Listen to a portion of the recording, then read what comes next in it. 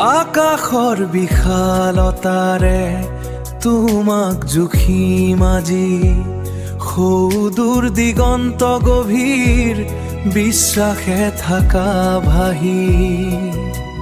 মোৰ বাবে তোমাৰ বুকুত নাই কলীয়া ডাৱৰ, আছে শান্তি বিশুদ্ধতাৰ প্ৰতীক শুকুলা ডাৱৰ, শুকুলা ডাৱৰ। ৰৌদ্ৰৰ তাপত তুমি যিমানেই উষ্ম নোহোৱা, ৰাতিৰ বুকুত নিৰ্জনতা আৰু শীতলতা বিলোৱা।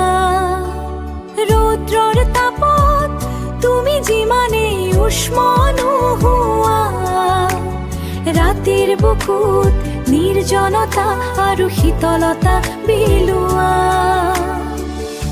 তোমাৰ মাজত আছে এক অদৃশ্য পৱন শক্তি, যাৰ অনুভৱত উতলি উঠে মোৰ প্ৰেমৰ ভক্তি।